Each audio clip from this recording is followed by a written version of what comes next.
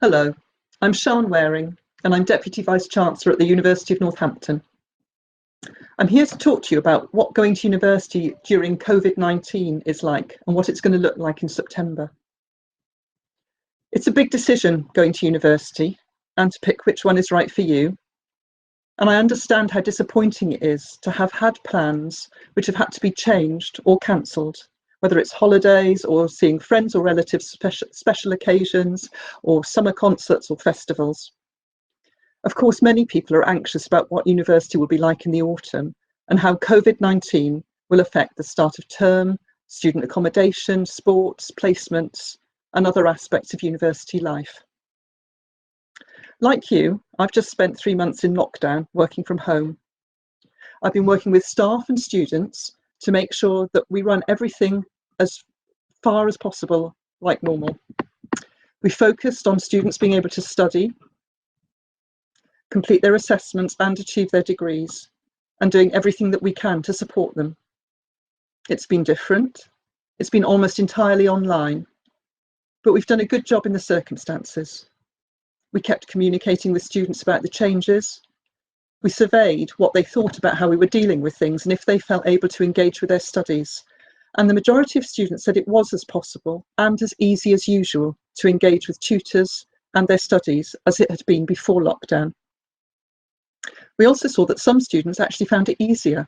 They attended more virtual sessions, they found it easier to ask questions, and working remotely suited them better.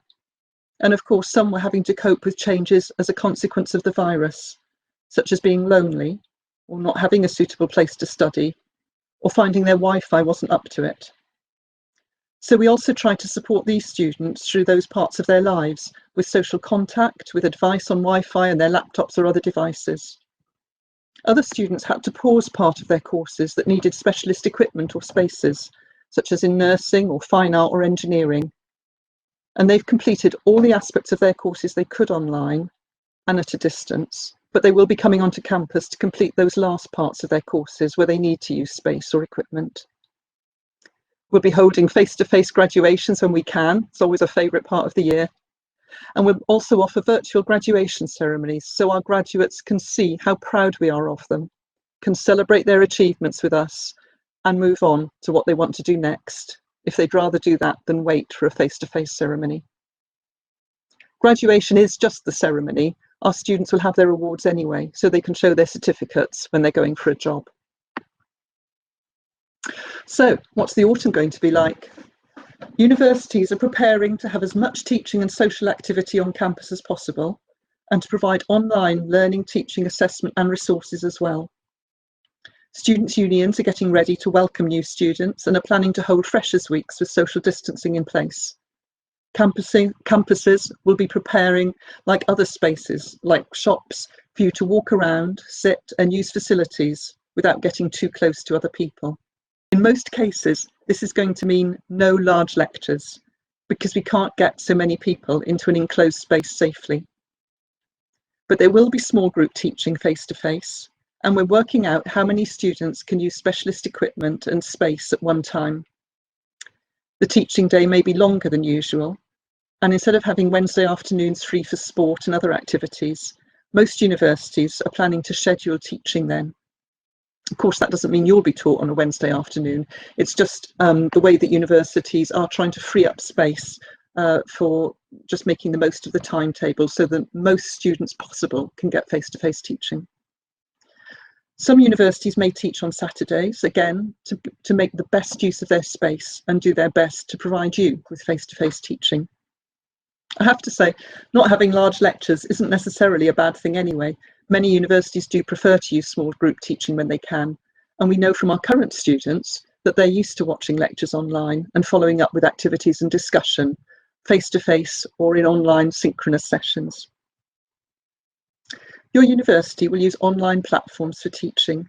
You'll probably be able to watch lectures online, have video conferences with your tutors and with groups of students, and lots of learning resources are online now. So although you'll probably be able to use the library in some respects to get texts you can't get online, a lot of the resources you need are accessible digitally.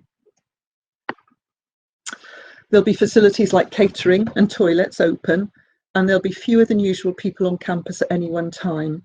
So you should be able to do all the things that you need to do on campus. Some sports will be happening, but this is likely to be restricted until social distancing ends, just as it is in sports clubs and gyms all around the country. So, would I go to university this year if I had my time again? It will be different from other years, but yes, I'd go. There'll be much more places available this year compared to next, when it's likely to be much more competitive. Social distancing won't last forever, and more aspects of life will be back to how they were during the year. Lots of activities do work well online. You won't get a second-rate degree, and you'll be graduating in a year when there'll be fewer graduates looking for jobs compared to the following year, and that'll be a good thing. I'd see going to university as a good alternative, given that I wouldn't be so likely to get part-time or casual work as I would in other years, and I probably wouldn't be able to travel or spend my time having beach parties, which is how I spent the summer between school and university way back in the dark ages. So yes, I'd go, but it's your choice, and what matters is that you're well informed and make a decision that feels right for you. So good luck with your next steps. You are our future and you matter.